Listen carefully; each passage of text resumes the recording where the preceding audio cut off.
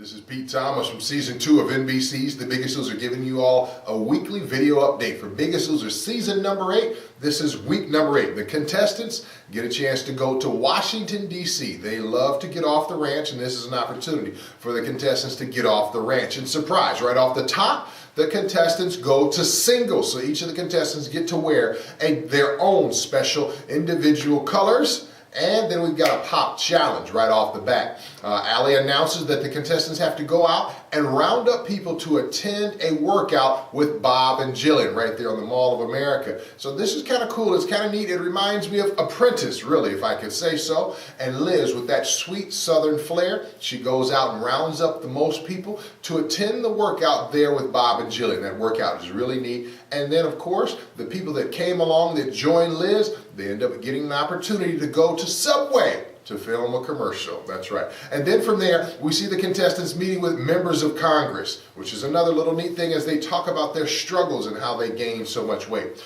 Now, right after that, we have the real challenge. The real challenge is a 4-part challenge. It starts off with the contestants have to run a mile. Now, if you remember for the very first episode, the contestants running a mile was really, really dramatic, and we thought that people were going to die and all of that. Nothing quite like that this time, although only the first 6 contestants will go on to the next part of the challenge, which is where the contestants have to run up and down the Watergate steps, and they pick up over 17,000 pennies and have to drop them into their little piggy bank. 17,000 pennies represent the number of pounds that have been lost on the show. Then after that, the people that advance after that, they have to stand like the Atlas. You remember that statue of the Atlas? And they have to stand on a little ledge holding an exercise ball above their heads without falling off. And so if you fall off, if you put one of your 2 feet down, then you're eliminated. And so it comes down to the final 2. And the final 2 would be Rebecca and Rudy. What do we do for this? Who's going to win? Well, what has to happen is the contestants have to go step up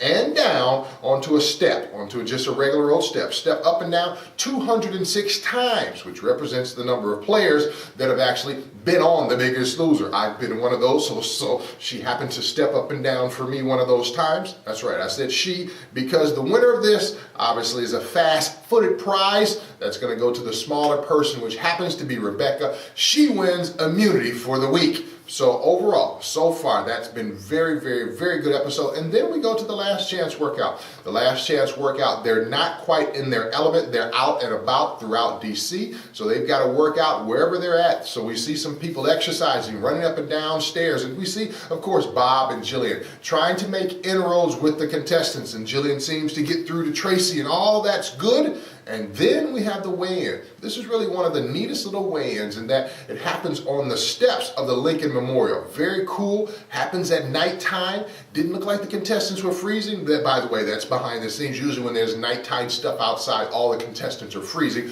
But this looked like it was actually kind of enjoyable for the contestants.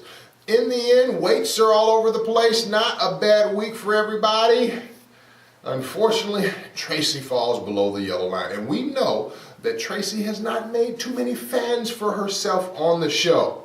And so she goes home, and then we see the whole dramatic week 1 helicopter ride thing is brought back again, where Tracy is actually dropped off at home in a helicopter. So it turns out to be, to me, was a very, very good episode. A lot of focus on the contestants, all the stuff that the contestants did. I just thought it was really, really a neat episode. And lest I forget, they had an opportunity to go into the White House. Now, Liz made one mistake where she said that this was the coolest thing to ever happen on The Biggest Loser. I'm sorry, Liz. My season, we actually got to ride in a plane and experience zero gravity.